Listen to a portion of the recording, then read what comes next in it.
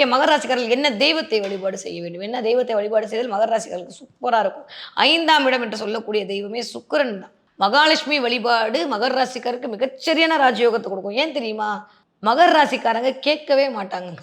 எனக்கு ரொம்ப பிடிச்ச ஒரு குணம் மகரத்தில. எதுக்கு தெரியுமா எனக்கு மகரத்த ரொம்ப பிடிக்கும்னு சொல்லிட்டே இருக்கேன். யார்கிட்டயும் தான்னு கேட்க மாட்டாங்க. வராது. தன்மானம் தடுக்கும். கூழோ கஞ்சியோ அரை வயிறுனாலும் நான் இருந்து என் குடும்பத்த கௌரவதியா கொண்டு வருவேன்னு சொல்லுவாங்களே தவிர, 10 பேர்ட்ட போய் கை நீட்டி நிக்க மாட்டாங்க. அந்த கட்ஸ் இருக்குல்ல, அதுதான் மகரம். அந்த capacity, the capacity of will power, extraordinary will power is equal to மகரம். நான் வியக்கக்கூடிய இடம் மகரம் அப்படித்தான். அப்போ சாமிகிட்டயே போயிட்டு எனக்கு தான்னு கேட்க மாட்டாங்க. சண்டை தான் போடுவாங்க. சாமிகிட்ட கூட சண்டை தான் போடுவாங்க. எனக்கு குடுக்க முடியாதா உன்னால?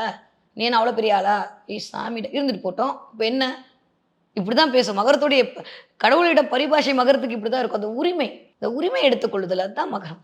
அப்போ சாமி கிட்ட போய் நீங்க கேட்காத மகரம் கேட்டுச்சுன்னா, கேட்காத என் புள்ள கேட்டுச்சுன்னு குடுக்க மாட்டாளா? இந்தான்னு குடுப்பா. அப்ப நீங்க மகாலட்சுமி வழிபாடு செய்துவிட்டு, சங்கு வைத்து வழிபாடு செய்யக்கூடிய மகர ராசிக்காரர்களுக்கு மிகச்சரியான ராஜயோகம் கிடைக்கும். அதனால சங்கு வச்சு மகர ராசிக்காரர்கள் வழிபாடு செய்யுங்க.